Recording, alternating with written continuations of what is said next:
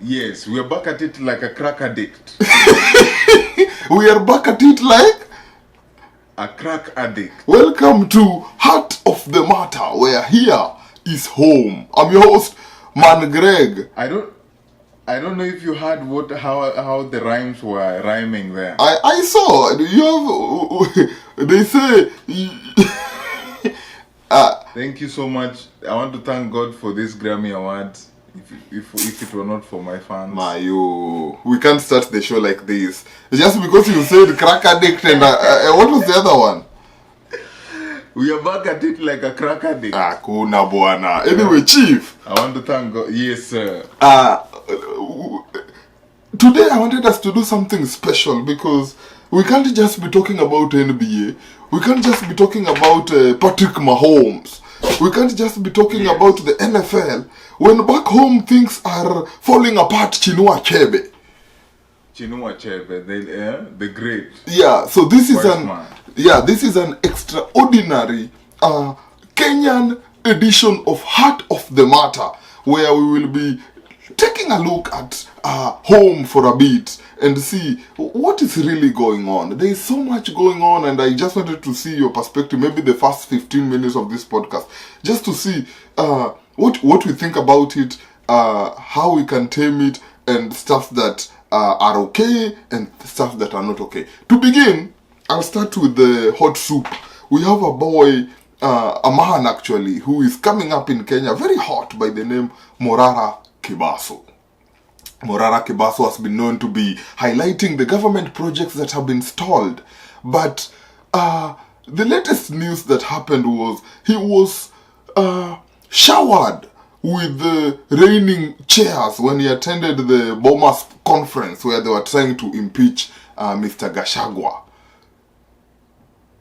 I don't know what you think about that. I don't know if you saw the video.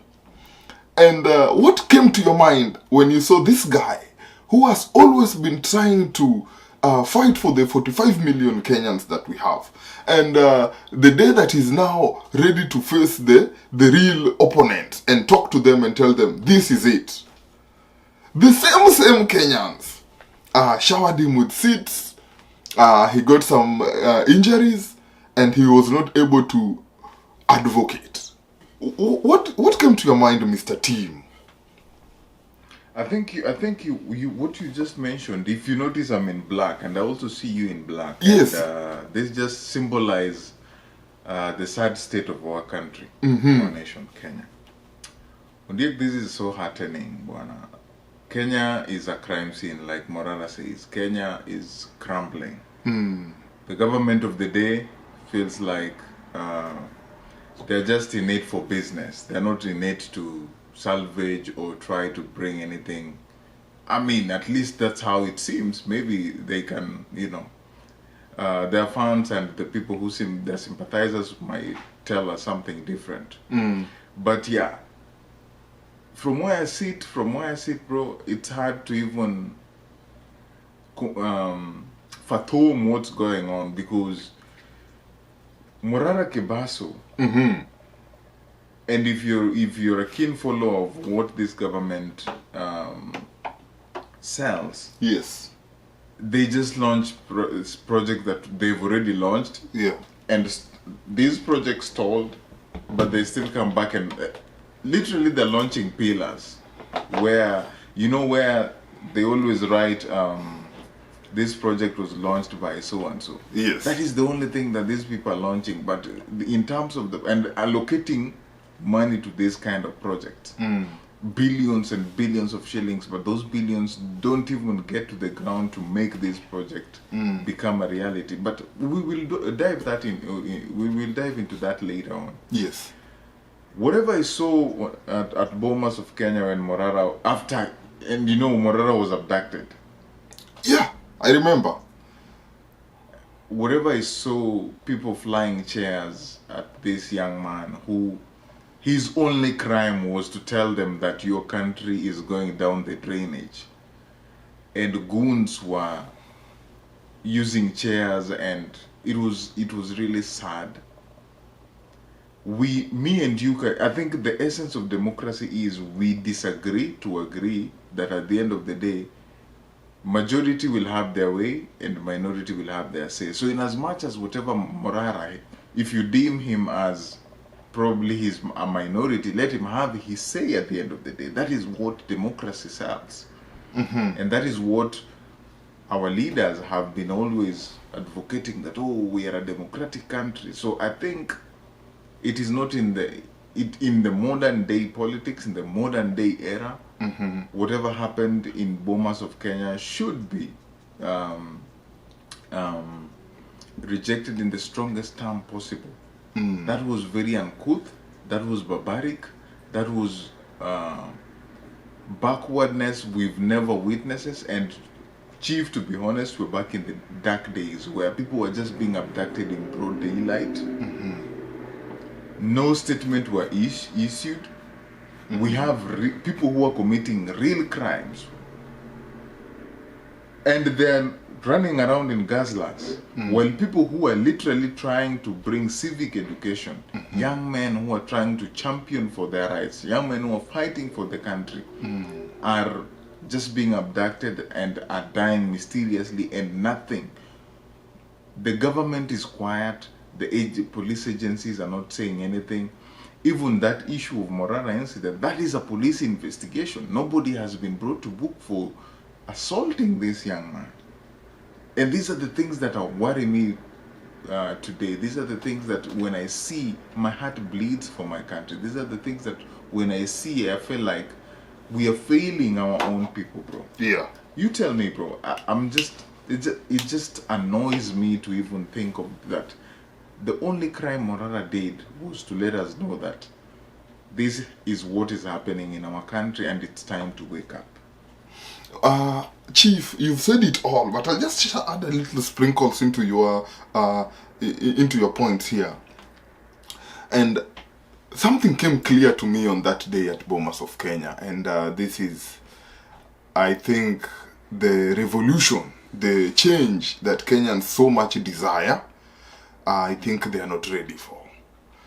As much as on the books and on social media, millions and millions of Kenyans will say stuff like, Ruto must go, reject. If it comes now to democracy, let us vote for this. Let us sign this. Kenya is not ready. I saw that at Bomas of Kenya. And Morara Kebaso, and I will say this because Morara Kebaso has followers. A lot of followers. People even fund Morara Kebaso. And That's true. You cannot tell me in that whole arena of Bomas of Kenya, only the people throwing chairs were against Morara Kebaso. I believe in that same Bomas of Kenya, we had even more people who follow Morara Kebaso and they knew who he was. Did you see any of them come and raise a finger and say, stop throwing chairs, this guy does the right thing? Did you see one man stand and say, hey, this guy has been fighting for us, stop throwing chairs? Did you see any man stop the goons in Bomas and tell them, hey, listen, enough of this, why are you attacking? Nobody. That thing angered me, Chief. Nobody. And you can't tell me the whole of that arena, nobody knew Morara Kebaso and they were just looking. In fact, what really pissed me off, the reason why they were beating him, they knew he was Morara. So they can't say that they didn't know he was Morara. Exactly. And the thing that really pissed me off, even the host of that event, I think it was Elachi or someone. TJ Kajwang, Elachi was there. And did you hear, there's a part where they were inciting Pega. Pega means lynch him. And let me ask you, Chief, what was this event? Was this event a public participation? Okay, so, I wasn't following very hard on this issue until this came up, because I later realized that for Deputy President to be impeached, they must bring in public participation. It is in the law. True. It was not only in Bomas, apparently. Apparently, it's supposed to be in every... all over the country. Yeah. And so that... counties. Yeah, but Nairobi is like the headquarters, so that's why it had to be massive. But my question is, what is public participation? You involve the public, right? Yes. And public participation includes the people who are pro-government, anti-government, and the people who don't even care about those two sides. Yes. And I heard the speaker saying that don't come here to, ukikuja kuharibu mkutano yetu. And I'm like, what do you mean kuharibu mkutano yenu? Yet this was a public participation. Yes. And Morara is a citizen, just like everybody who was in there. Very and he sad. was just presenting his view as a responsible citizen. That is very sad. So why? That's why I'm saying, Chief, I'm even angered by the fact that nobody stood up and even raised a finger to say, hey, because I know there were a lot of followers in there for Morara Kebaso, but nobody did anything for that. Kenya, I can say for a fact, it isn't That was a real. planned attack. Yeah. From how I see it. This is sad. No, like, Kenya is not ready for revolution. I will say this and I'll repeat it over and over so that it can sink in. And trust you me, come 2027, I don't see any big change that will happen in our country, I'm sorry to say. But we will come to that in a few. In this story connecting to Morara Kebaso, there is somebody else by the name Samuel Mark Oure. I don't know if you know him. He is the Afro-kinky big man with afro. He is called Samuel Mark Oure, who Kenyans have again come up and said he is the biggest Kigeugeu, which I want to tell Kenyans, they are the biggest Kigeugeu of themselves. Because if they were really solid with what they stand for, all those people who are heckling that, oh, hii serikali hamjai tusaidia, they would have said, wacheni kumpiga.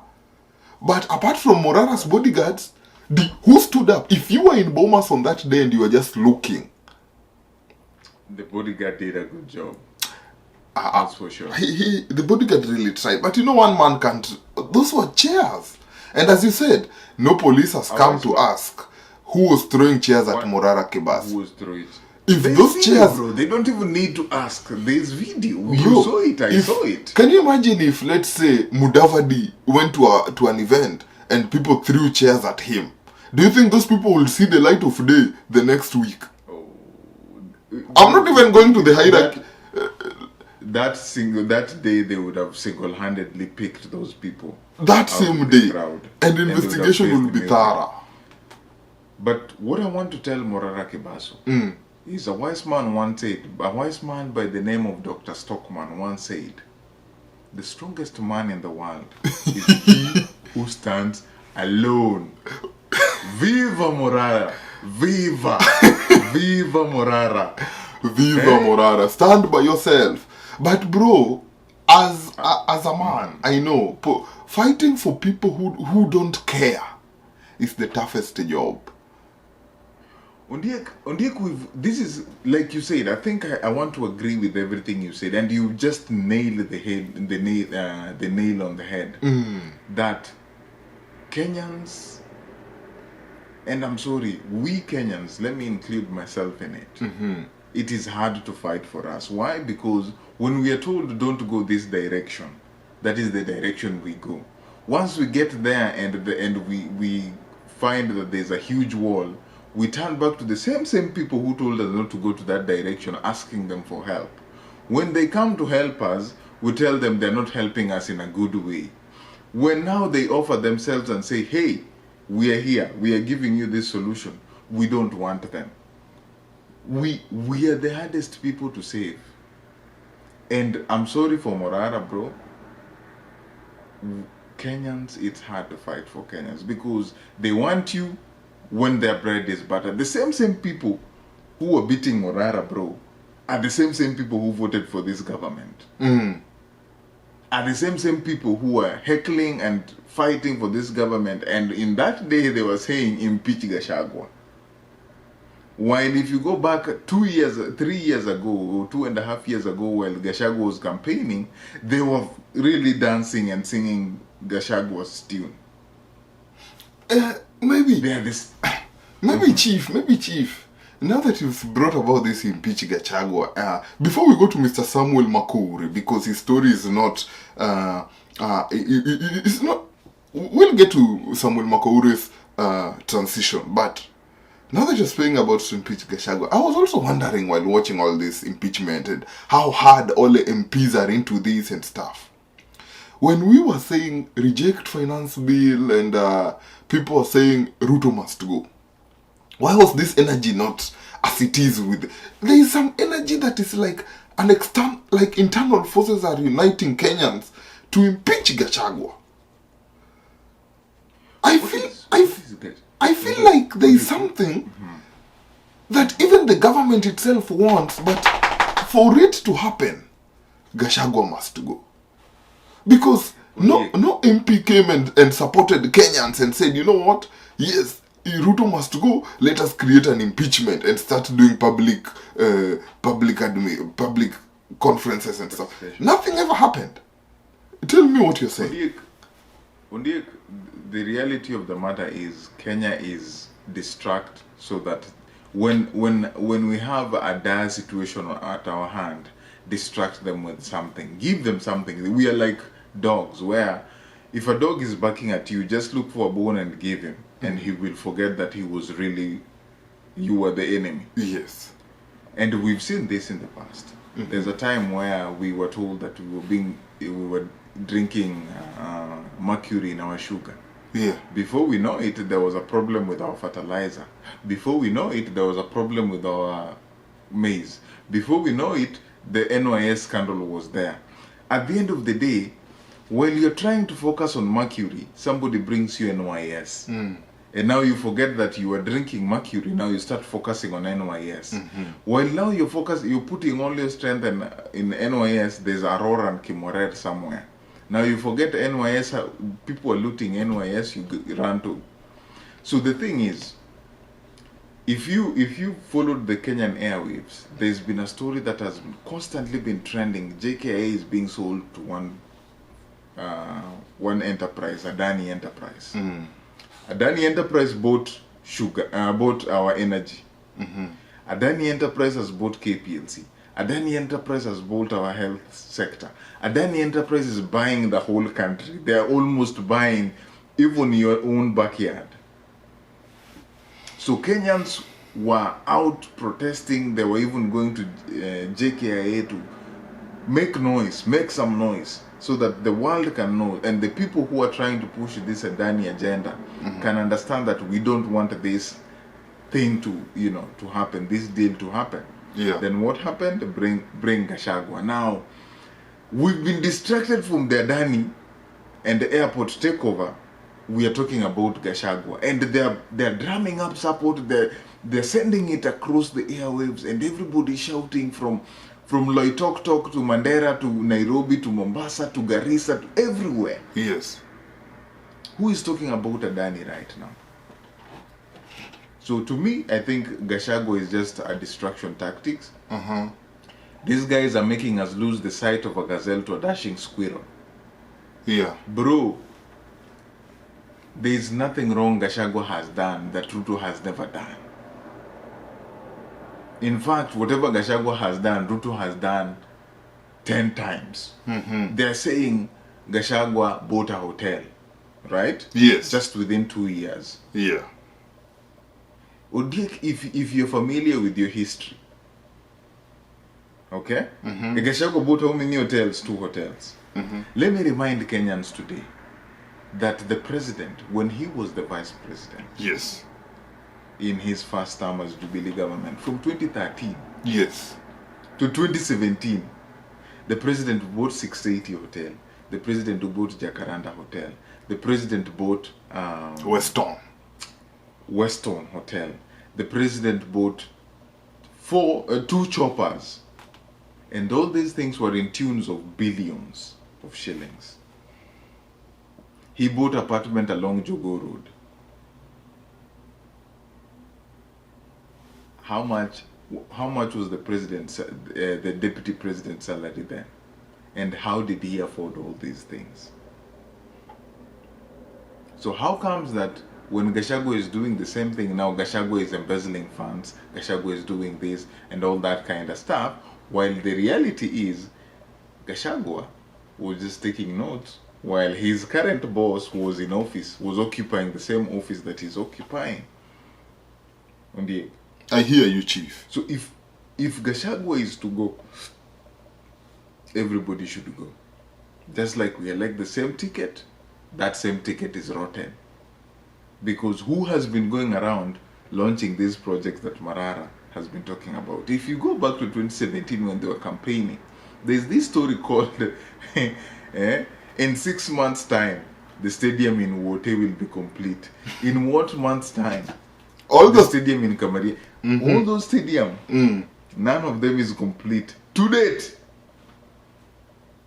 Bro, we are 7 years, in fact 8 years since those words were uttered. Yeah.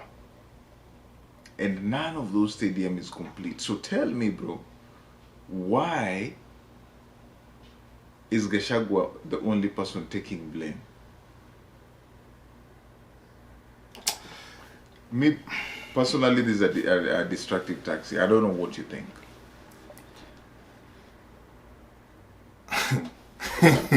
Bro, you've covered it all up, but do you mind if I throw a spanner into the works? Because I feel like there is a very big picture which I feel deeply inside me is going on, but nobody will see. Just like I said, it's hard for us Kenyans to see the light, but look at the big picture. Why do people have all this impeachment and stuff? For leadership purposes. But no leadership is bigger than the presidency. And that's why I'll say this. And this is what I'm feeling. And this is what I think is going on in Kenya. Right now, this impeachment of Gachagua, I just woke up this Sunday morning and I saw on Citizen Digital that Gachagua has asked for forgiveness from Kenyans and the president and the government, pleading that please don't impeach me. Now, this is what is going on, and people will see this when it's too late. Two things. Number one, there is no hard animosity between the president and the deputy president. What we are witnessing right now as Kenyans is what people used to call cinema. Like, this is a very well scripted screenplay. And Kenyans are buying it. Kenyans are like, this is it. Let me just close this window for this door. Kenyans want to buy this 100%. Why are the Kenyans buying it? They are attending the impeachment of Gachagua. Everything is against Gachagua. Bro, what I'm thinking and what I know or I believe, Gachagua and Ruto are together like never before. However, like those things they say. However, 2027 will never happen with them being together. And no president in Africa has ever been satisfied with one term. They always want another term. So what shall... Just to add something, and I don't want to interrupt you, but I just want to throw something there. While Gachagua, we are talking about Gachagua, remember there is a motion that has already been tabled in Parliament of extending presidential term limit to 7 years. Okay. Nobody's talking about that. Yet. And this one has been tabled. Continue. So, what does the government, or what does the, if I am writing this script for Mr. President William Ruto, what do? Break up with your best friend. Let the nation feel like you people are apart and not together. Why? This will give you leadership in two ways. Number one, come 2027, he will be your only opponent. And that is where we are headed right now, if everything sticks as it is. And if he is impeached, he can never vie for any position. That's the most. He's a sacrificial lamb if he's impeached. So his only option right now Yeah. to salvage his political career is to resign. Which I don't know if that will help him, because he can still resign, but the parliament will still go ahead and impeach him. Yeah. But if he's impeached, that constitution says once you're impeached, you can't vie, because technically it's a vote of no confidence. But I hear you, bro. Yeah. So okay, that's my thing. Like, I'm just saying, let's say the impeachment fails, then it will be Ruto versus Gachagua 2027. Have you ever been in a situation where you are given two of your worst cookies, but you have to eat one? That is the situation where Kenyans will be put. But people will, and these same Kenyans will say, you know what, at this point, better the devil you know. And they will easily vote who back to power. Are you seeing how the script is very sweet? I see it, bro. I see it. Another scenario is Gachagua coming back and apologizing to this guy later and saying, you know what, as much as maybe I was impeached, I was the one who was on the wrong. The whole of the mountain region have seen the light, and we stand with you. We were wrong. So whoever it is, and let me tell you the biggest also mistake we did as Kenyans, as we speak today, we don't have any one leader, one, who can stand against Ruto. And let me see, I saw Morara even put a poster like he's going for president 2027. Do you know, it's not like I am looking down on Morara, but with the way Kenyans are, I know Ruto looks at that poster and just giggles. Because that will be the easiest race of his life. Like one time you once said something here. I don't know if it is you, but we mentioned something here in this podcast. That we are all in love with the bad guy, with the good guy. We want that good guy. But we always go for the bad guy. Yes. So, however, and we're not even saying that Morara is competent enough to be there, but we just need something fresh, and we need somebody who understands. I mean, at least that's how people project themselves to these positions. They tell us that they empathize with where we are and the situation, and enlighten us on what's going on until they get there. But at this point, bro, I agree with you. This is a script being written, and we've already bought it. Kenyans have bought it 100%. To a point, people are singing. Some people are saying, "Oh, Gachagua, yes, he's this and that, but he's our own. Don't impeach him. Oh, give him back to us," and all that kind of shenanigan. Bro, at the end of the day, Kenyans are not asking much from this government. Kenyans are just asking for accountability, development. We're not even, which they'll never get, sorry to say. Which they will never get. Exactly. But do you know what the political class has reduced us to? What?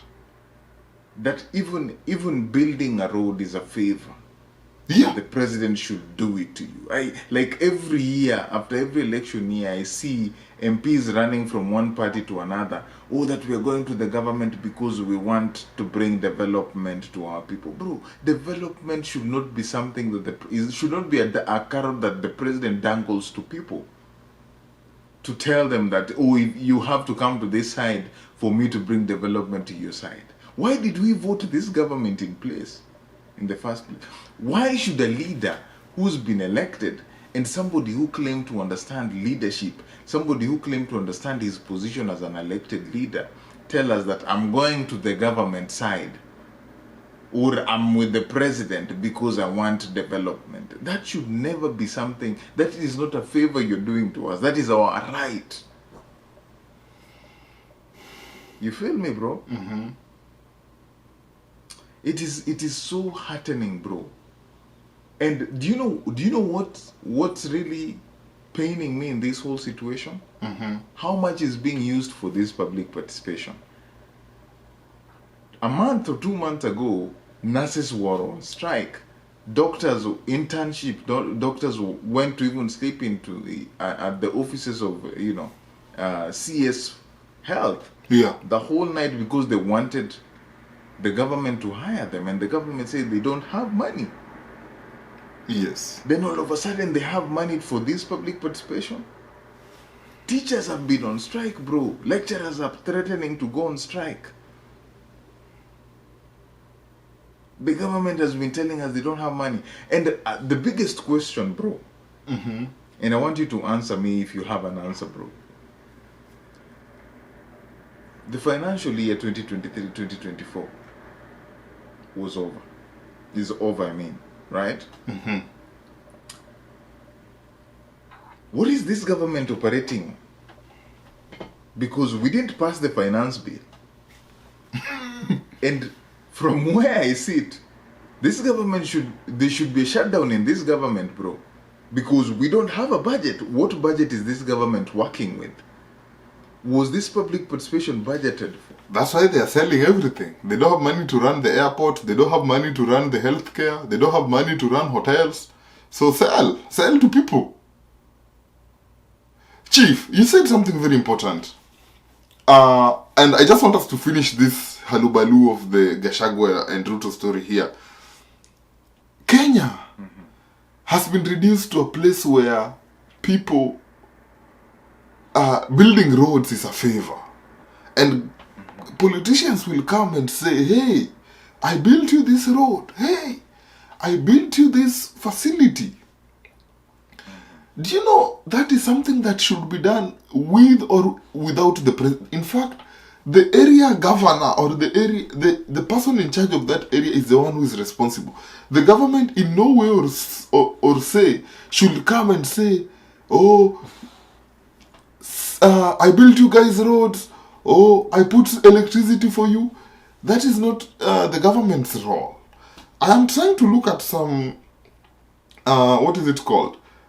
The difference between our manifesto, the manifesto that they sell to Kenyans, and the manifesto that are sold in third world, in first world countries, so that we just see where we are. And I just picked a random manifesto here. As Kenyans are being sold to Tawaje, we will build roads for you. In the first world, they're trying to build an opportunity economy and lower cost for families. Are you seeing the difference of that? While they say tutatengenezea this is Kenyan edition. When the government says tutatengenezea mama mboga na mama boda, watu wa boda boda biashara, the other side they say they want to cut taxes for middle class. Are you seeing the difference? There's a light and day. You cannot build biashara for someone. You cannot build a business for someone. Because tell me one mama mboga was come to light and said, oh, before the government, I didn't have any vegetables. But since this government came, people have been buying my vegetable. But if you tell this person selling vegetables, hey, listen, the way this kanjo take like 40, 50 from you every day because you have this stand, you will be doing that for free. The government will take care of your stand for the year. Do you know, you've really helped this lady. That's true. Because they don't need to worry about, oh, if they see kanjo, they want to take off. Because most of the profit they make, half of it goes back to the government. But if the government comes up with such a principle where they say, let us take this out, so you guys just, you are a boda operator, good. From now on, you can get a bike, but instead of paying with this interest, if you're doing it for business, we are lowering your interest to this. So you can ride, and whatever you make is enough to. It is a very hard situation. Chief, what you've said, and just to give you, I mean, to summarize it, I think you bringing that comparison makes a lot of sense. what we've seen President Ruto and what he claims he has done is launch projects. Yeah. Chief, I've been in this America. I've used different roads, even these major roads, bro. I kid you not, I've never seen anywhere say that it was launched by President Abraham Lincoln or I don't know, President George W. Bush. I've never seen. The only place you'll see their names is on their graveyard. On their graveyard. Yeah, and maybe a museum just to remember what their service. Exactly. And there, bro, there are thousands of roads here, and majority of roads are well made, well kept. Bro, at the end of the day, Kenyans, development is not a favor being done to you. Nobody should come and promise you he will build you a hospital. Nobody should come and promise you that he will build your road. That is your right. They have to. That is their responsibility. That's why they are in power. So if they are coming to dangle that as a carrot, as a favor for you to vote for them, that is a red flag. And these are hard conversations that as Kenyans, it is high time we should start having. Nobody should tell us that, oh, if you elect me, then Mama Boga will be free. We don't need you to bring, entice us with Mama Boga stuff and Boda and all this kind of stuff. Just bring policies that are going to empower farmers. Bring policies that are going to empower doctors to go work. Ensure that enough teachers are hired. Ensure that enough doctors are hired. Ensure that hospitals are well equipped. These are not favors that the government or politicians should be running around in guzzlers telling us that, oh, I will build a referral hospital. Bro, we don't need you to tell us that. That is your responsibility. Bro, the sad part this week I saw a dialysis patient who's been going for dialysis for the last 5 years. He was due and he went, bro, and they turned him down because the government all of a sudden decided to change from NHIF to, I don't know, shift and SHA, which does not even make sense. But there's a scandal already in it because there's a Danny fingerprints in there. And this person really depend on NHIF. the dialysis, NHIF and dialysis, bro. And this old man was crying, bro. You know, one thing I don't understand, bro, and thank you for bringing this NHIF issue because we can also just tackle it while we go. If you've been paying NHIF for months and decades, why all of a sudden when they change it, they don't transfer your funds? What is hard? Okay, you built almost 19,000 you built 19,000 on your NHIF, we'll move it to SHIF so you can keep living. But all of a sudden, you have to start from scratch. All the money you've been, and as we speak, I have friends. As we speak, there's people are paid the last week, right? Yeah, and NHIF was still cut. There was a deduction in NHIF, and you go to a hospital and you're told you can't use that money. No, it is illegal. That one is forgone. We are now having SHIF. Then why are they deducting it, and where is that money going to? I fail to understand. I fail to understand. I fail to understand. Sorry, my dog. This one guy who once said, this country should be disbanded and everybody should go home.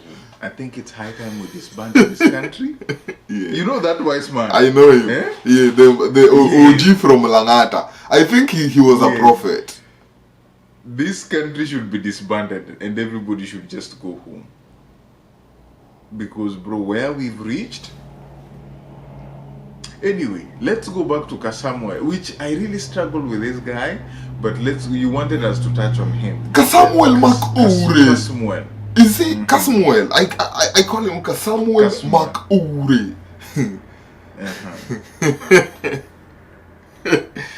But one thing I'll say, anyway, what do you think of him? And he was in Bomas. He did not speak with the other regular members in the stands. He spoke on the podium. And you know the person I saw behind him?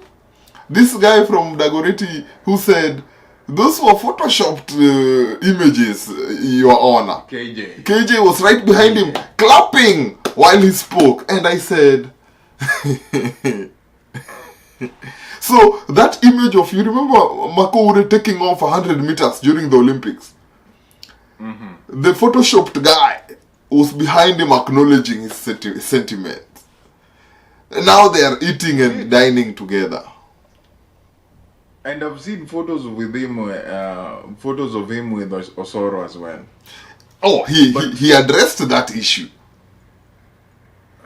But anyway, yes. A friend, I saw something really interesting, and maybe this is just a funny bit to it, because I feel like this whole issue is bringing a lot of somber mood in here. So let me throw this there. Somebody, in defense of Kasmuel, he said, when you have two boils that needs to be pinched, okay? You have two balls that need to be pinched. Boils, not boy. Oh, okay. When you have two boils, okay, that needs to be pinched. Yes. And you only have two hands. You take one boil at a time. Do you understand that wisdom? Yeah.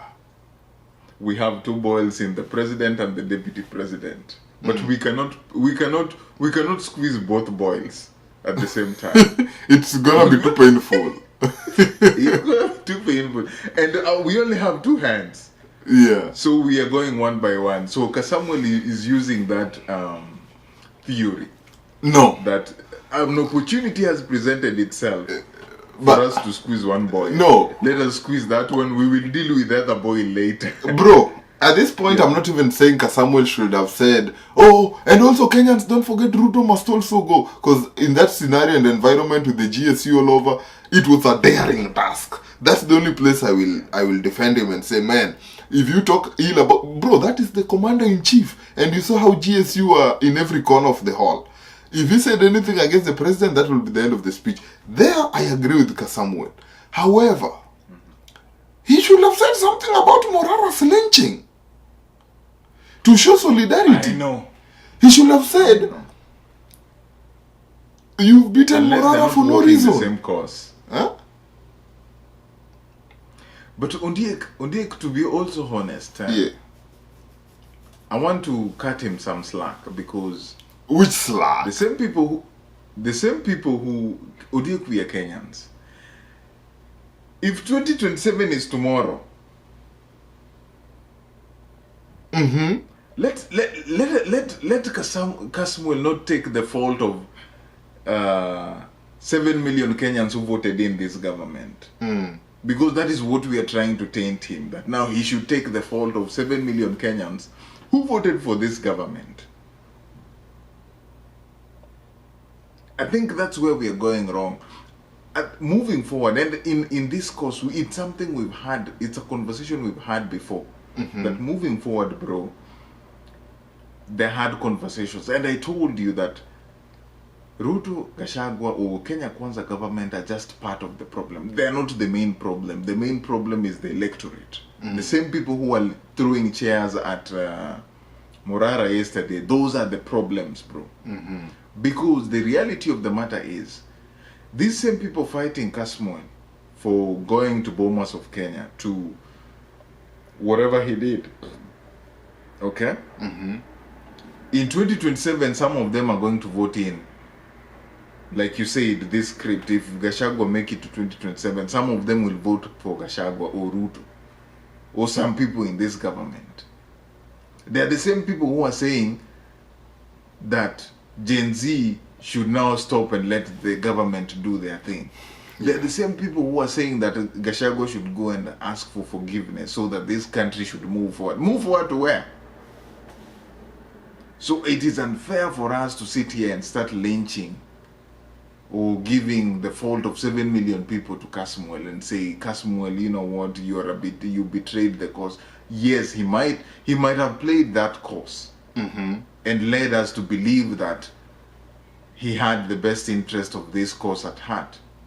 Maybe he still do, we don't know. But it is unfair, and that is the slack I'm cutting him. It is unfair for him to take the responsibility of 7 million people who voted for this government at the expense of people warning them that, yo, this is a red flag government, don't you dare. And they were telling us, ni maombi, si uchawi ni maombi. Yes. You know, some of these things are still painful to date, boy. And the main problem to date on Diek, and that is my stand, whether you like it or not, that is my opinion. This government is just part of the problem, Diek. This government is just part of the problem. The main problem is us. Because in this cause where we are fighting and trying to, find the better ways, there are people still saying somebody should go and apologize. Apologize to who? Chief, don't be very angry. It's okay. The world must move on. Yeah.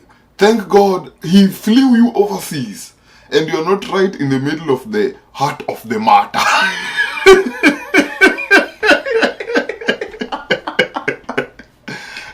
If you are in the heart of the matter, Chief. Ondiek, whether you are home, whether you are away, it still hurts though. Something. Because it still bites you evenly. Yeah. Because right now, Chief, the things I used to do for home in 2019 have quadrupled. Home, HOM or... No.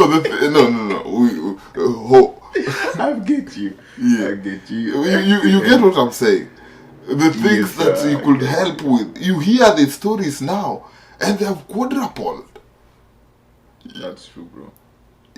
Even people in overseas are no longer building houses in Kenya like they used to, because even in Kenya, it is a fight amongst survival for the fittest. People, you can no longer trust them to build you a maisonette when they can't afford their own meal in the night. Chief, doctors are struggling. I remember growing up, Chief. Yes. Growing up. KCP, when we were doing KCPE and we were selecting courses that you want to do when you go to the university. Yes. We used to say doctors, Pilot. lawyers, pilot, engineer.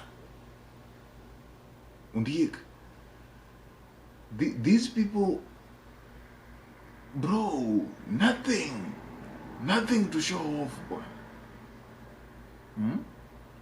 You're a doctor, you go to school 7 years on the egg. 7. Then you come back, government wants to pay you 50,000. For what? 50,000 for what, bro? You paid millions of shillings in medical school. We don't even want to talk about engineers because China's are the ones, the people building roads. Yes. Undiek, let me break your heart. Hey, it's already broken, but continue. Undiek, give me the top 5 universities in Kenya that you know. Oh, top 5? That's an easy one. That's very easy. Yes, give me. Number 1, I will go with the University of Nairobi. Number 1. Number 2, I will go with Kenyatta University. Number 3, I will go with I think I will go with MKU, Mount Kenya. Leave MKU. Or is it Give me top 5. private top included 5 or only private? Top 5 government universities. Okay, The OG universities, you know. Kenyatta University. Then if I'm just going public, I'll go Jomo. This one, is it Jomo Kenyatta? Jomo Kenyatta, you're right. Jomo Kenyatta, you're right on the. Yes, so those are 3. Jomo Kenyatta. And then I will go to this one in the sides of Nandi Hills.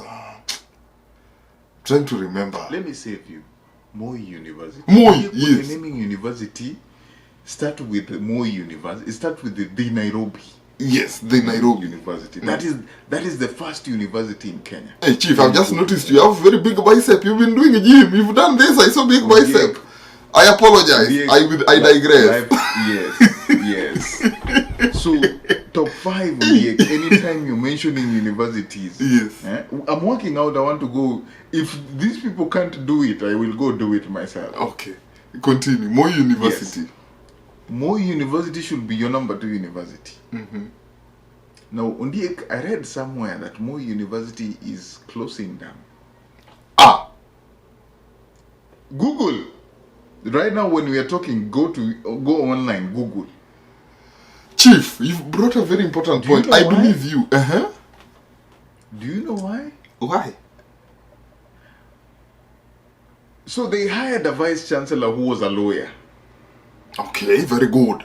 Competent. We need who is now in Daystar. Yeah. He's in Daystar doing great things. Okay.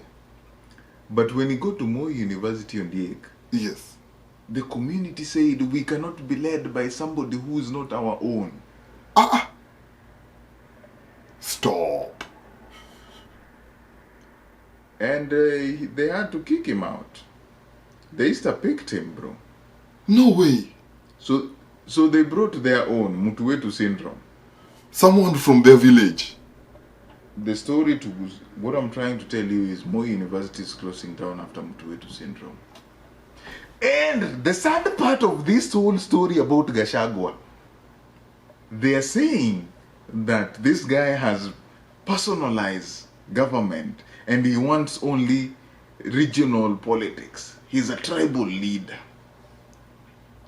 Chief Google the top 60 people, head of civil servants. Tell me where they are from. Who appoints them? Just Google right now the civil servants of. I saw that thing. I already saw that list. It's like 60 people. Why? And that's why I told you. Why are we punishing Gachagua for what we see every day? What is happening every day? What his boss has done has magnified 10 times. And we are just okay. And Gachagua is the one. Bro, some of these things are just hurting, bro. Chief, before we move on, and I have a very important topic on that university, let me just switch my battery 1 minute. Don't even cut your side. Don't cut your side. 1 minute. Take your time here. Okay. So, Chief, the thing I was trying to tell you, now that you brought about universities and stuff, I don't know if you saw a video of, there was a time multimedia students were on strike, and one person was beaten to a point where they took a big grenade, and not a grenade but a tear gas, and they left it on his face, saying, "Patia yeye dawa," so that it can blow on his face. And I think that was premeditated murder, because I don't think the cops expected the grenade to explode and then the guy to just sniff it and keep walking. Plus, they knew at that time he cannot walk because his legs were really bad. I have a friend who visited that university recently, and this friend graduated in the year 2021. Are we together? Chief, explain to me why people from the year 2021, leave alone 2021, 2015 is when I graduated from Multimedia University, if I can remember. 2015. Explain to me why some of the people that I graduated with to date still don't have their transcripts. Have they paid their fees in full? Yes. Is it because they have some balances they didn't pay for the graduation? No. No. What do you think would cause them not to have their transcripts? Give me a good reason why transcripts from the year 2015 are not ready. Yeah, or bro, I think even some people gave up because going back and forth.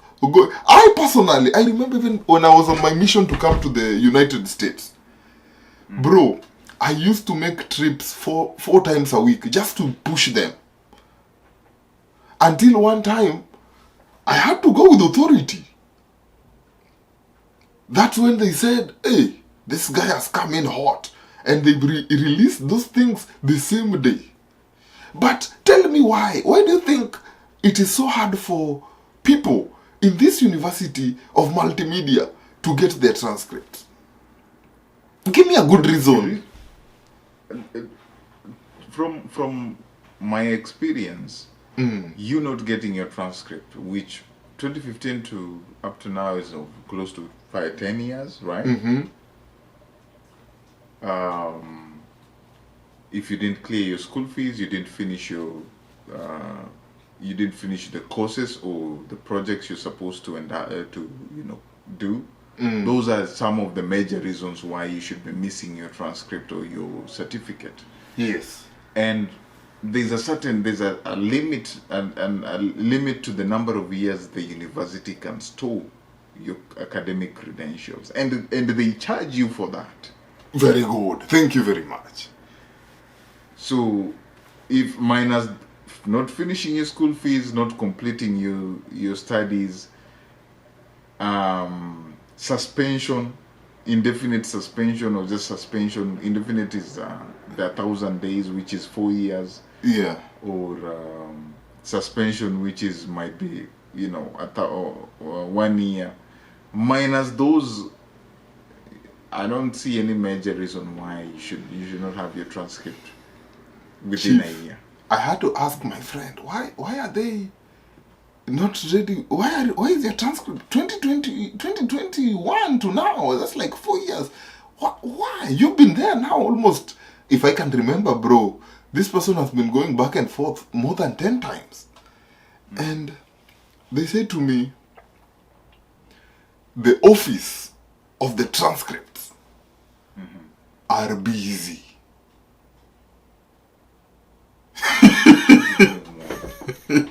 Busy doing what? Bro, you come today, oh, we are working on graduation, we cannot attend to you today. We are very busy. You come after graduation, oh, we just graduated, we are filing the new transcripts. Come for the late one, come for the other ones next week. You come next week, they say, oh, we just forwarded the graduation transcripts we told you about last time, so now you'll have to wait until now we backlog the ones that were old in the shelves. You come again, they tell you, oh, the professor or the dean or whoever signs them up ahead, they have not returned the first log, so wait till they return.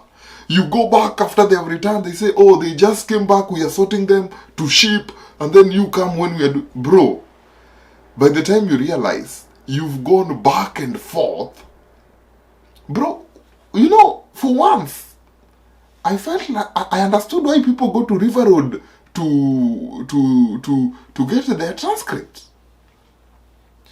Because schools can... That's the problem. We've normalized mediocrity. That's the thing.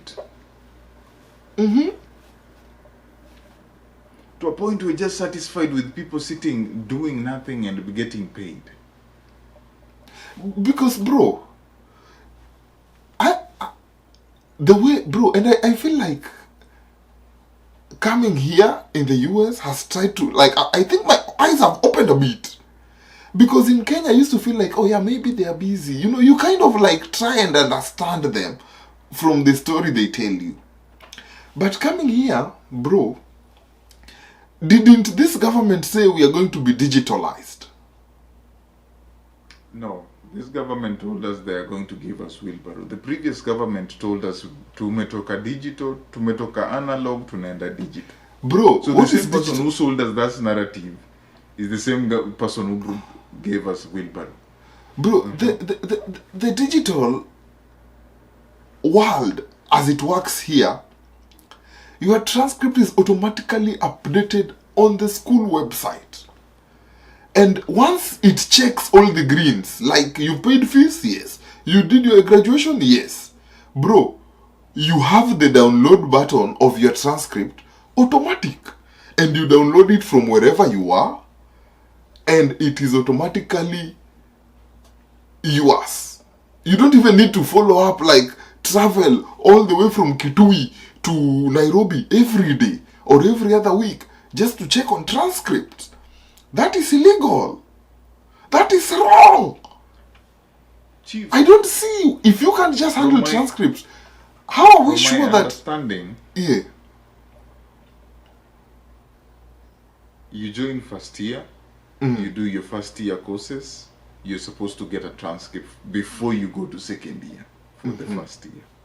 Yes. Second year the same, third year the same, fourth year the same. By the time graduation comes, maybe you had a supplementary somewhere that you have to go back and do. Yes. Or you had a receipt somewhere that you was not updated. And it's just always one unit or two, at most three. Or there's an assignment that you did and probably was not updated in your portal.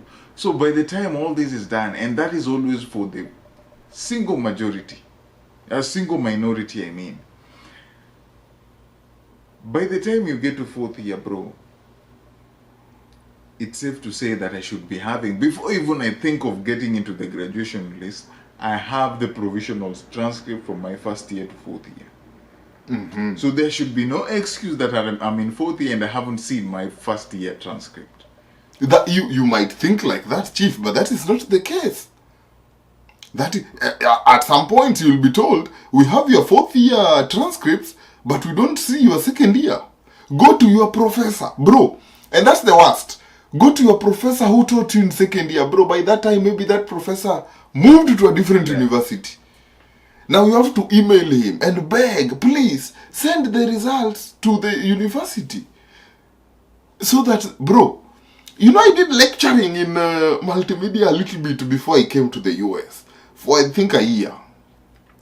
And 3 years after that, Chief, I could still get emails from people that I lectured asking me, could you please send results for this so that I can get my transcripts? And I'm like, yo, I already forwarded everything. Before I left, I cleaned my hands and I asked the office, is there anything else you need from me? They said, no, you are good. Then what is it with the students coming back and forth asking me for transcript? Another thing I want you to know, Chief, the reason the people are striking, there was no water in school for months. People had to go literally fetch water in jerry cans. Bro, this is a university. This multimedia, is it public or private? It was chartered, so it is a public university right now. You remember when Moi Kibaki was giving everyone a charter? All university must be chartered before they give they dispense knowledge. But is it government owned or? As we speak, it is a government owned university. I'll just double check, but I believe it is. That betrays it, bro.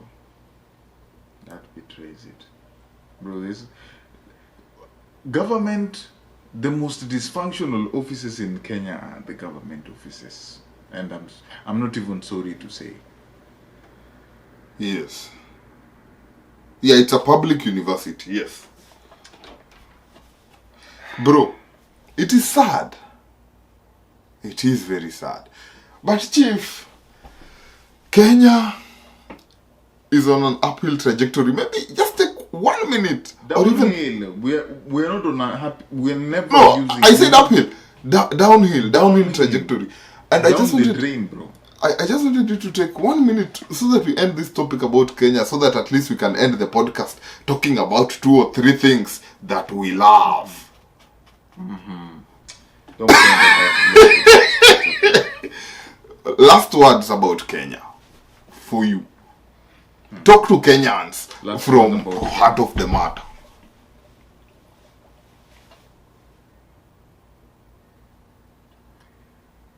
This government, I say it and I will keep on saying it, and I will repeat.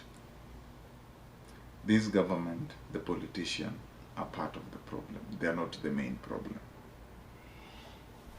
The day we will start to understand the civic responsibility of us, of being a Kenyan citizen, and by that I mean the day that thing will go to mashinani, that is the day that we will wake up. That is the day we will demand accountability in unison, not few people, and those people who are trying to fight for us. We stone them, we hit them with chairs and all that kind of stuff. Development is not a favor. Development is not a carrot that should be dangled. It's not a bone. The government should not treat you like that you're their dogs, where they dangle you carrots and bones so that you can vote in bad leaders. The Mtuwetu syndrome should stop effective immediately. Those people found responsible for theft should be held accountable. The police should not maim. Extrajudicial killing should be a thing of the past. We should not be having those conversations today that police are using excessive force. The police are there to protect property, they're there to protect the people, they're there to protect innocent civilians who are out there advocating for their rights. They should not go to bed with the government, they should not go to bed with politicians. Our MPs should get it right.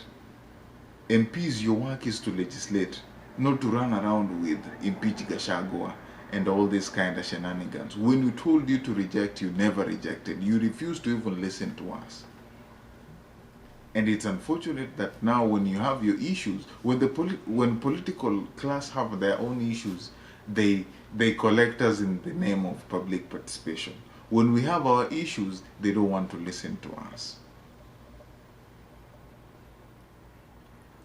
This 2010 constitution, I think it's high time we should also have a chat. Because we have so many people we are paying, and now they want to add even more terms. Things that they're not even telling us. They don't want us to have those kind of conversation. We should be having a public participation whether we want a 7-year term limit to our MPs, our governors, our MCAs, our senators, our women rep, our president. But that will never see the light of the day in terms of public participation. We'll just hear that it has been passed. So the MPs, you have a responsibility. MCAs, you have a responsibility. Governors, you have a responsibility. The government, the executive, and all these CSS, you guys have a responsibility. And your responsibility is not to come here and try and build us and give us favors. Please do what is right by the Kenyans. And Kenyans, let's not lose focus of a squirrel to a dashing, focus of a gazelle to a dashing squirrel. Viva, viva. Aluta continua, viva. I agree with the team, and as I said, Kenyans, if you are if you really need this revolution, don't accept to be bought, as Tim has said, by the leaders. Don't let them lie to you. And at this point, we should be clever or bright enough to know this is a lie. This looks like promising. This looks promising. And if we are in solidarity, let us be in solidarity. Let's not only be in solidarity on social media, but when it comes to the ground, everyone goes to where their bread is buttered. That way, just like it happened in the book, An Enemy of the People, development will never come.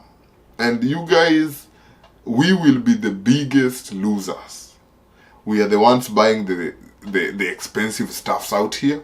And you see, the politicians, the MPs, the presidents, they want to add their term to 7 years instead of 5. In fact, I thought they would lower it to 3, but they're adding it to 7. So in that regard, If that happens, they will continue being rich. They won't even feel the impact that's going on.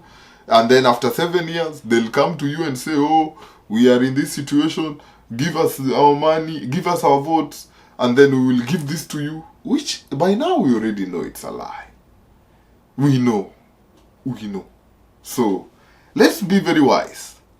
If we really need this to happen, let's be very wise. I have nothing much to add. Tim really summed it all. Chief. In other news making headlines, as we just go quick into this, the NBA officially began their preseason. It's a very small league, I won't say much. However, as I was talking to you yesterday, there's something that you brought to my table, and I want us to address it right now, without fear or favor. The West versus the East. I'm not talking about the All-Star, but I'm just talking in terms of stats and everything. Ladies and gentlemen, the Eastern Conference is doing all it can do to make NBA exciting again. However, our friends in the West are doing nothing at all. In fact, they're just letting go of all their stars so that they give us the most boring and non-dominant NBA league we've ever seen. This is the league 2024-2025. And I'm urging the West, try and emulate, give us some competition. And I will tell you, Tim, why are you very sad? I'll tell you on your face today. And I will tell you this.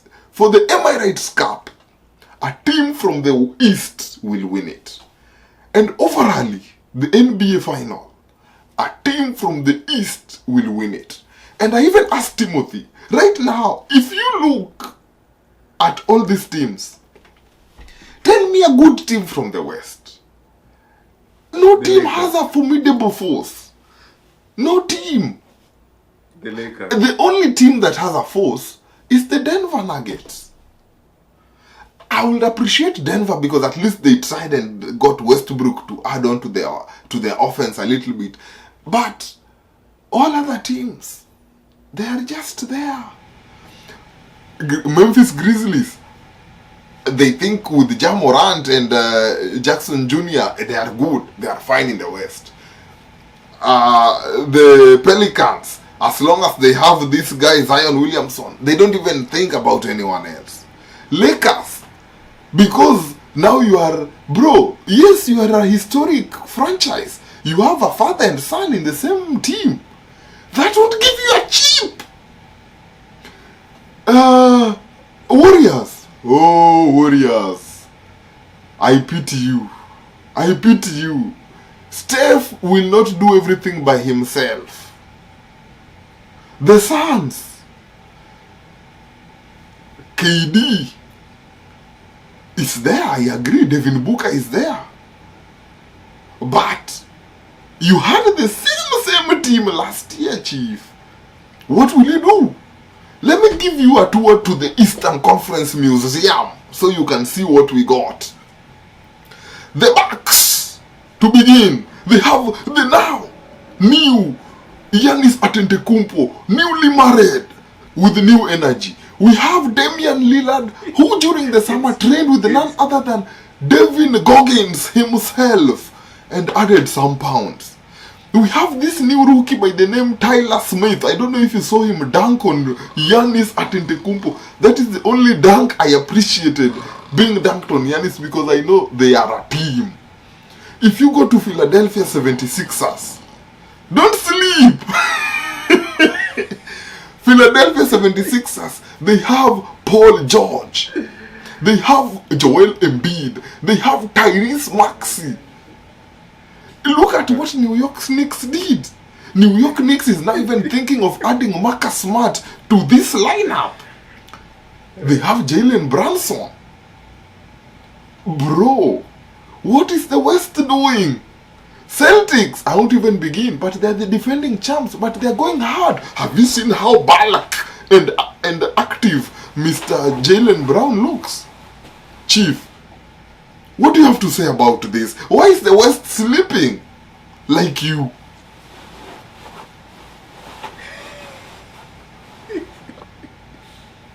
No, I was asleep because what you're trying, that story was so boring, especially the second part when you're trying to energize Bucks with as if the Bucks got LeBron James into their lineup, yet they did nothing. And you literally, there's nobody, no new person you mentioned that we are aware of the Bucks got. But Tyler Smith, rookie. See, we have Bronny James. Every team has a rookie. What extraordinary thing has he done so far? Is a rookie something that you brag of? No, Anyway. he dunked on. Anyway, continue. Chief, you don't buy a couch to a house that already has a couch.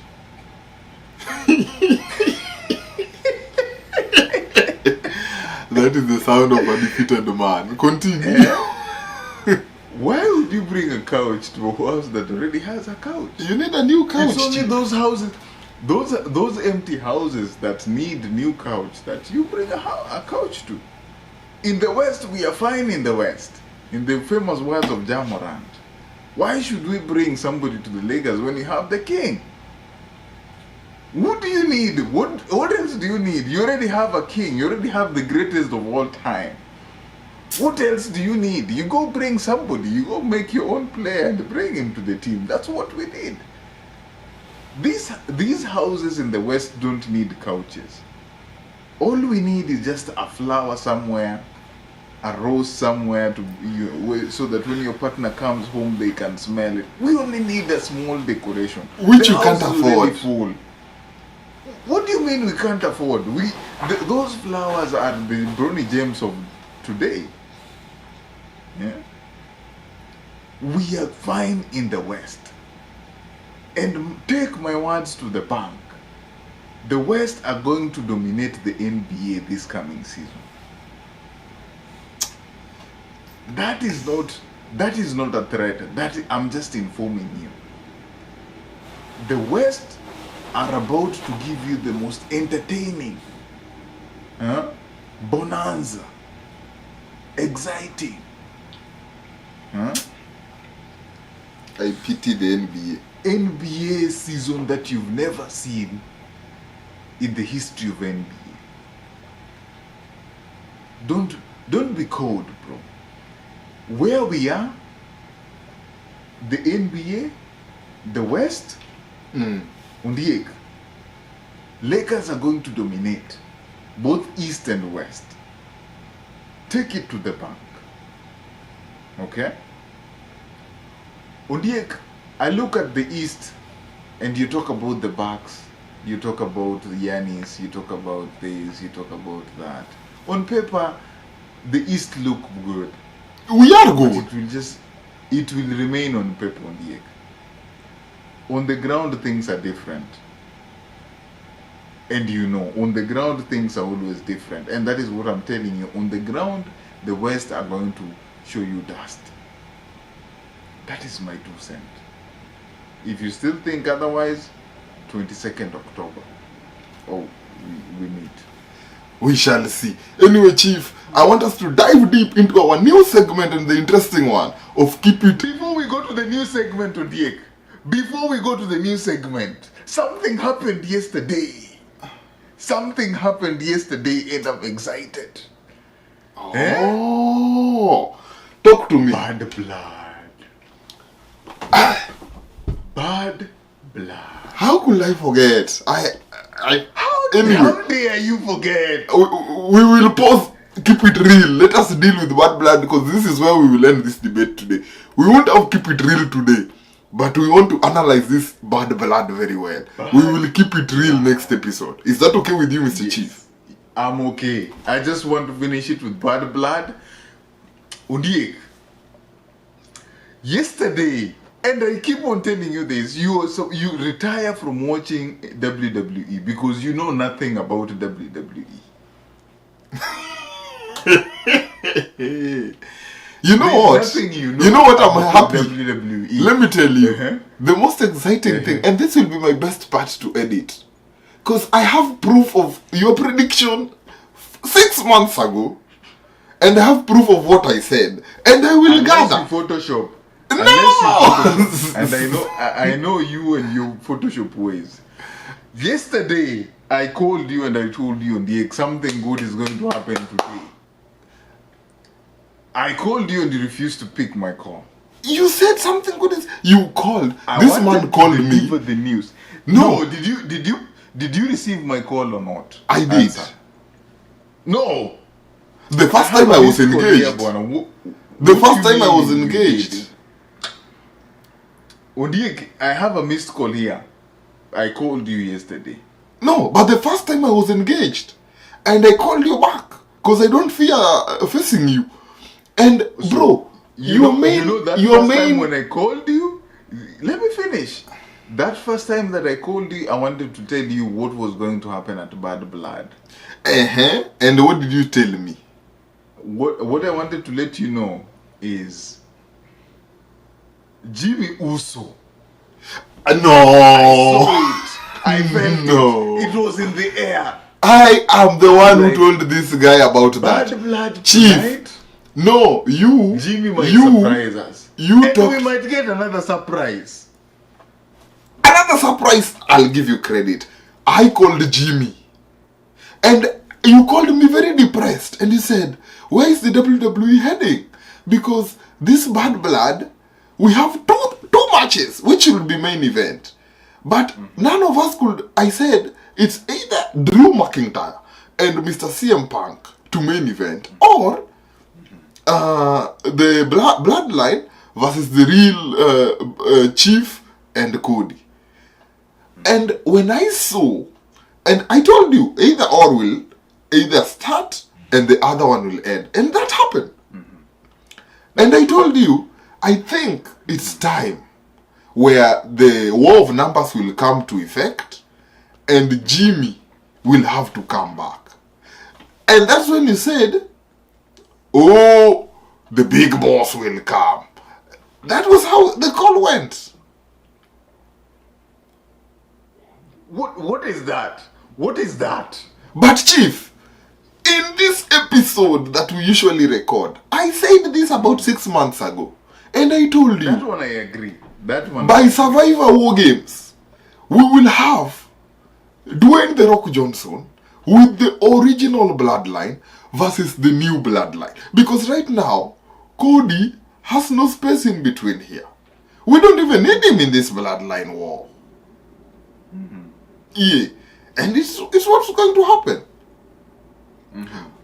So, what is it you're trying to take these people on a ride about?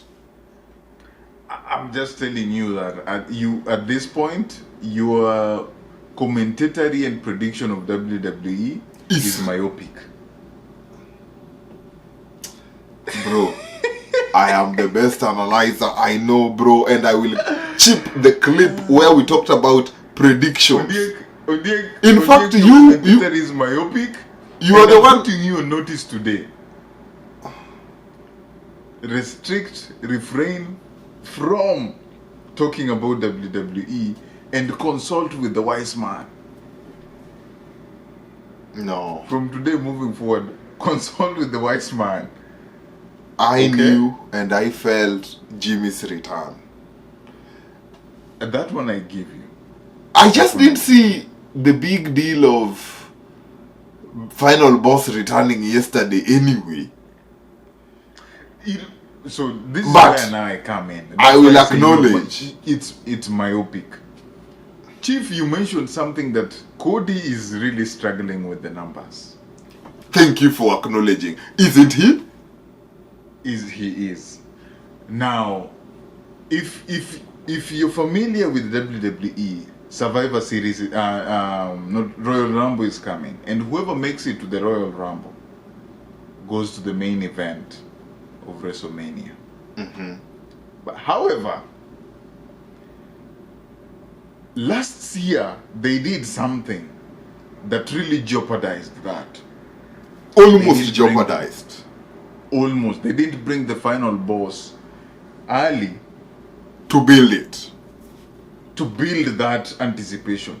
And Cody earned the right to go to the main event, and now they were trying to, do that thing they do to people behind your back. And people came, Cody Crybabies came and called it and said, we want Cody back and to finish his story. Now, in their anticipation, they don't want the rain to beat them twice. They want to bring the final boss as early as it can so that story can be built. Yes. And probably they might mess up or change the narrative that we are used to. Whoever wins the Royal Rumble goes to the main event. Because when they start as early as now, it's easier to build that story. And if they want to sell the ticket of the final boss and the tribal chief at WrestleMania next year, then it now makes sense. Because it's something, they came back, they fought and regained the tribal, Roman Reigns regained his seat and probably gets back his belt. And now we can see that in future. So it's an early anticipation if that is the course they want to go. Yeah. However, I will say this. Sorry to cut you. And this is another thing you'll come to agree with me later. At this point, I think Cody will hold on to the title a little longer. And like you saw, Dwayne Johnson's return was basically for Cody Rhodes. As it is right now. He's not yet looking at Roman or anything. Yeah. But there must be something that will either happen at Survivor War Games, Saturday Night Lights, or Royal Rumble that will bring the beef between Roman and The Rock. The final boss. Yes. So right now what they're trying to do, and I appreciate that this time they have opened their eyes early. True. And I remember we had this conversation the last time OTC came back, made a comeback. And we agreed that the only way for OTC to get his tribal seat is when Jimmy gets back. Yes. And the final boss. Yes. And maybe reunite with main event Jey Uso. Remember we said that? So it is coming to pass that yesterday our prediction that for Roman Reigns to be coronated as the tribal chief, as the original tribal chief, he can't do it by himself. And I remember you mentioned something that, because that day, that night, or the event that took place the night before we recorded, Jacob Fatu injured his ankle, and you made a comment and said he better be healthy because Solo might need that idiot. Remember those words? Yes. So the prediction that we made here that Jimmy Uso, the tribal chief, and the final boss for Roman Reigns to get back his seat, these people need to be back to help him. That's what we saw yesterday. However, this is what I'm seeing will build up to the match. Number one, I don't think Roman versus Dwayne Johnson or the final boss will be for any title match. This is why. Dwayne Johnson is a busy man. He is a COO. I don't think he'll be there to defend the champ against other people. You know? Who says he has to win? Listen to me. I'm just saying. So, that match, definitely if it's Dwayne and this for the champion, everybody will know the winner automatically. Because I can tell you for a fact as an avid wrestling fan, he doesn't have the time to do that. However, he will challenge Cody Rhodes for the title. Maybe in Royal Rumble. And that will be allowed. Are you seeing? However, be it Royal Rumble or the Saturday Night Live main event, where he challenges Cody for the title, and they face off, who will interfere? The OTC. And his interference will cost his own cousin the title. And that will be brood beef. You know? Why do you do that? and that will lead to a very beautiful rivalry. Rivalry that has been marinated before it has been cooked. Today I like you. Today we've agreed. We have agreed for the first time in this podcast. You're a good man.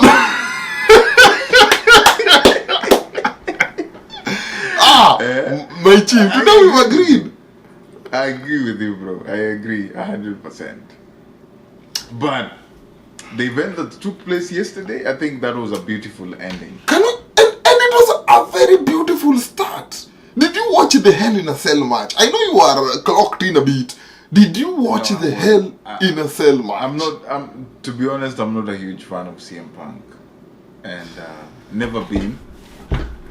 Okay, listen. I hate that guy. I hate that guy with the passion. I don't know why. I just don't like him. And that's where you go wrong. I never pay attention to whatever he does. Oh. And the fact that he beat Drew McIntyre is also just Is there something he did to you or he did that you don't really engage with? Yeah, there's a time he had this character. You remember when he started doing this X and he was calling himself he was beefing with somebody, but I don't know, I just don't.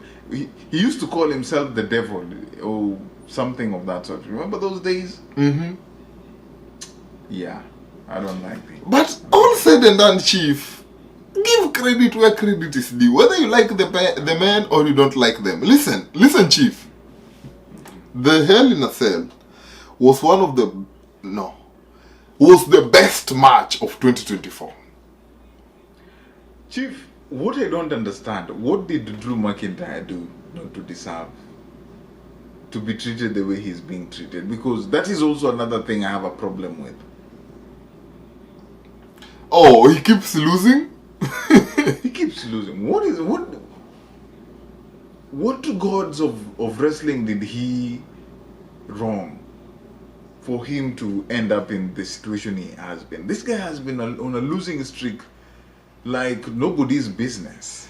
Bro, it is wax. It is script. But I am hoping and I'm praying. Come Monday, this feud is over. The Drew and CM Punk. However, rumor has it. You know rumor?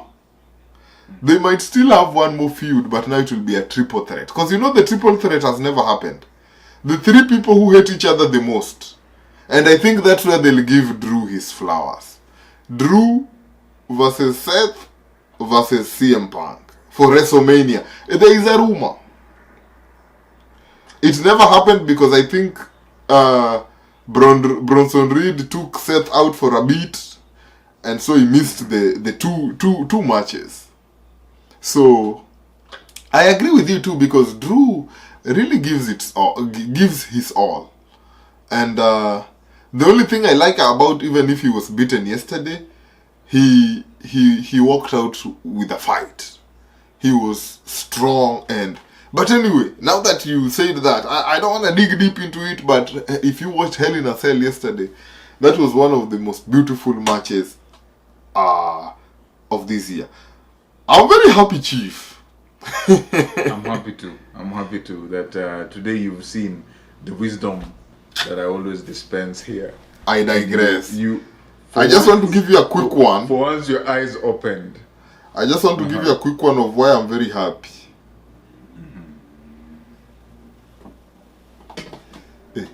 Bro, it's first half, bro. No, I just want to show you something that I'm seeing. I know, but but it's only first half.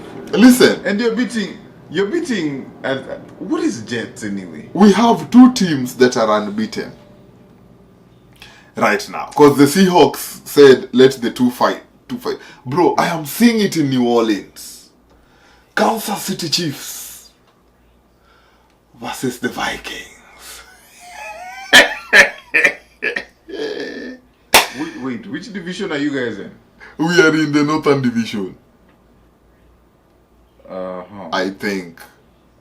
I mean, I should study more NFL so I know these divisions. I don't know capital. I don't know. You know, I'm trying to study. Bro, we are in the NFC. You're in the national. Are you seeing? Yeah, so it's possible. Chiefs Vikings. The farthest In New Orleans. the farthest Vikings will go is off season. Bro, you can't. In your division, let me give you the people who are in your division that you can't beat. I know. Next week we have Lions. That one I know is an uphill task. If a miracle happens, you have the Eagles over there, okay? Mm-hmm. You have the 49ers. Bro, but the Eagles are trash nowadays. They have not won, I don't know, 3 of the last games. What are you telling us, Eagles? Jalen is hot. Jalen Hurts is Jalen Hurts is hot. Huh? Nothing. Okay. Tell me another team. You have the Lions. Bro, this guy is St. Brown. That is the only thing I'm waiting for next week. And then you have the Buccaneers. Buccaneers that was beaten by the Florida, our former quarterback. We have your number. There's something different about postseason. But we will have that conversation then. There are teams that are only built for the regular season. The Minnesota Timberwolves. You know what I'm talking about. Those Minnesota teams. You are a big hater. But Chief, they're only built for regular season, bro. What's the score between Manchester right now? What did Minnesota do to us last season? They gave us hopes. Oh, and this, and that, blah, blah, blah. And then postseason came and they saw dust. But what do you expect if you have Rudy Gobert? That is the same script you guys are writing in the NFL. What do you expect if you have Rudy Gobert? Bro, postseason is built for the Mahomes of this world. No, I feel like... Chief, now that we are talking about NFL, I know you want to run away. I feel like if you win 3 games in a row in the NFL, you should be boosted up to 2 points.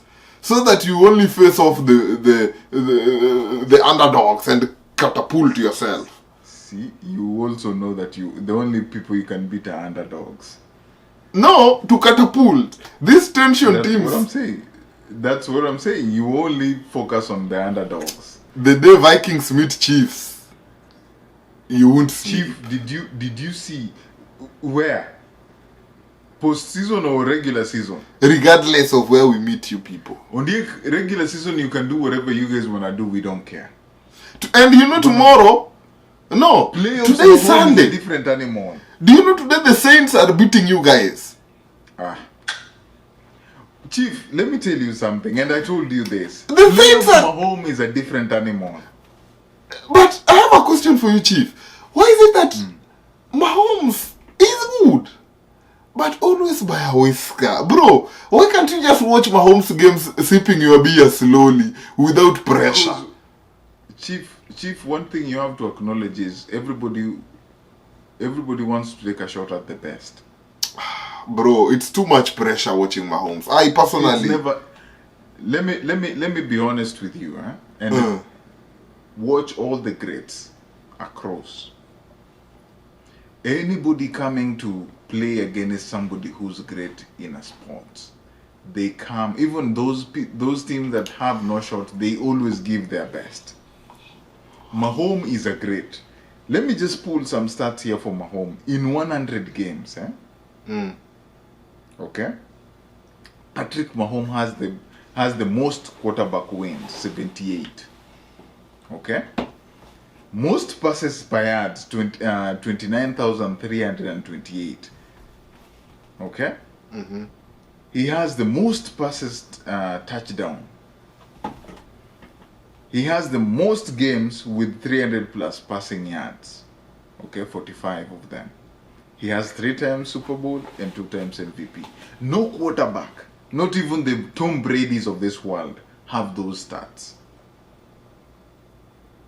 So when you're facing the best of the best, the greatest of all time, bro, everybody wants to take a shot because that is your only 15 moments of fame. And that's why you see Mahomes' game, they will always be tight. Like that thing up there. Okay? But Chief, do you know one thing, Devante Adams might go to the Ravens, bro. I'm scared. Nah, I won't be scared if he goes to the Ravens. It will create contradictory, and they will not blend in well with Mr. Who is this quarterback guy, number 8? His name keeps disappearing. Lamar Jackson. Lamar and Devante will not blend in. If that's the move that Devante Adams has decided, I'm not scared at all of the Ravens anymore. Because it's the same thing that made this guy move from the Raiders. There is no coordination between quarterback and a wide receiver. This is a quarterback, Lamar Jackson, who does things his way. Until he really needs to pass, that's when he passes. That's not what Devante Adams wants. Devante Adams wants you to challenge him. I'm open. Give me the ball. Oh, Don't... So you're trying to say that he needs a Mahomes. I will see you in the next podcast, Chief. Anyway, I want to thank all our fans. Bro, today we have to ask people to subscribe, Bwana. Eh? Yes, sir. Yes. So, if you're watching Heart of the Matter, kindly click the If you're watching Heart of the Matter, kindly hit the subscribe button and show us some love. Eh? You know we are here every Sunday. We upload every Monday just for your enjoyment. And very soon we'll start uploading twice a week. You remember when we started, we used to do two meetings a week. Yeah. But, yes. It is hard, it is busy, but it has to be done. Yes. Hit the subscribe button. Click on that notification bell. This is home. This is your home. We're bringing you entertainment at your home, at the comfort of your home. This is Heart of the Matter. Yes. My name is Man Greg. Share with yours truly, Omosh TM.